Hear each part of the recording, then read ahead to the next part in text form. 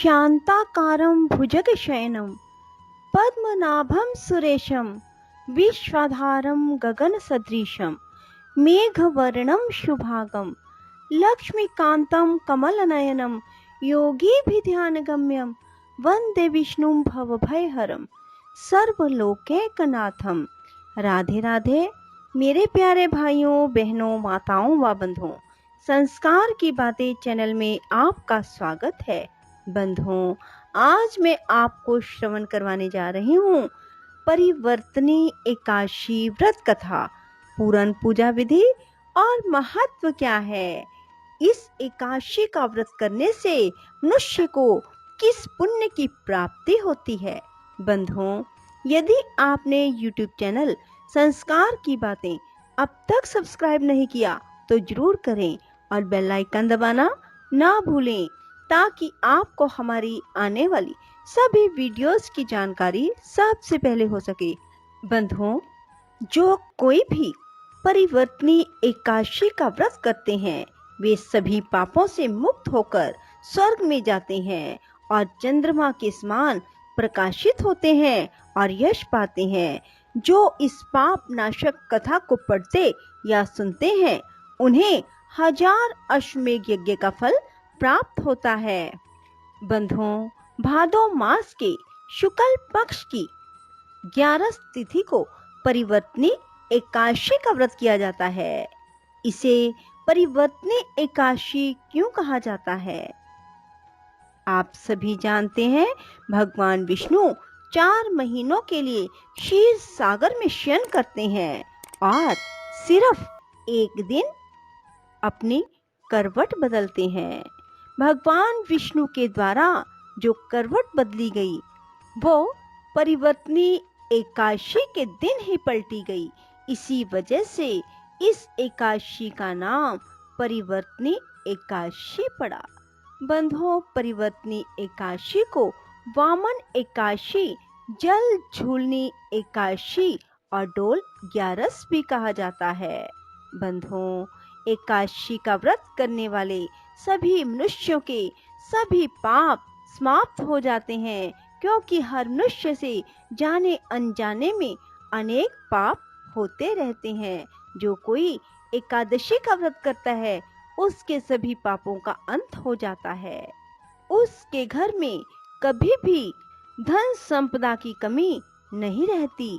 जो कोई एकादशी का व्रत करते हैं अर्थात वे सभी लोग आर्थिक रूप से संपन्न रहते हैं जो एकादशी का व्रत करते हैं।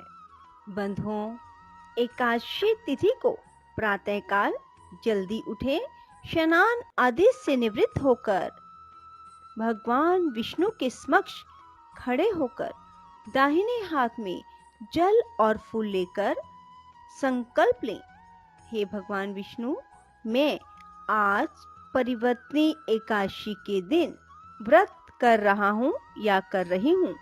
अपना नाम लें, गोत्र बोलें, शहर का नाम लें।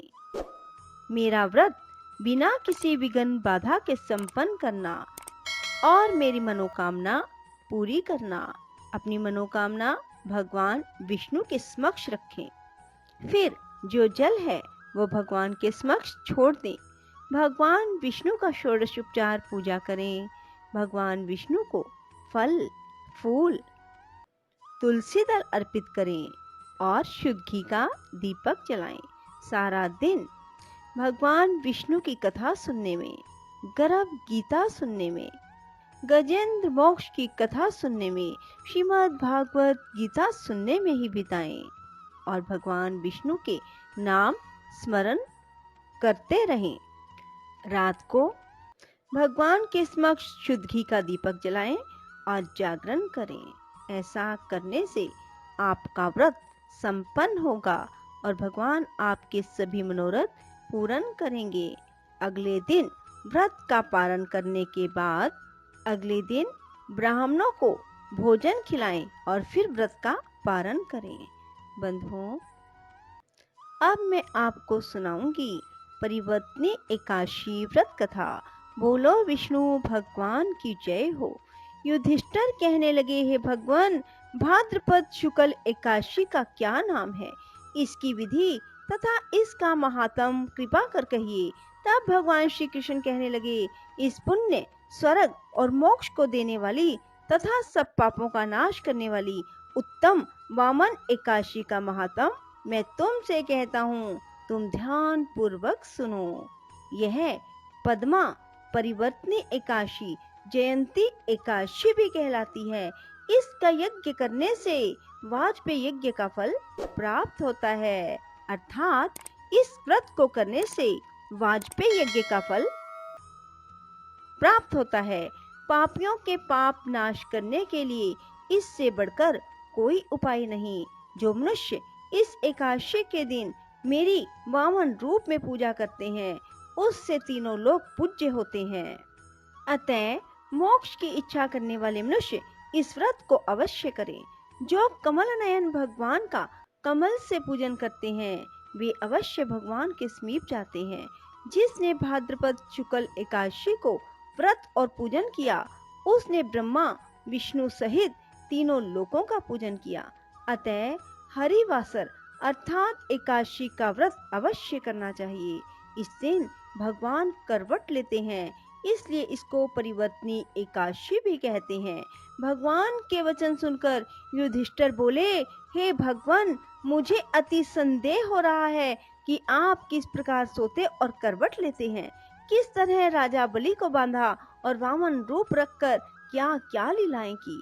चतुर्मास के व्रत की विधि क्या है।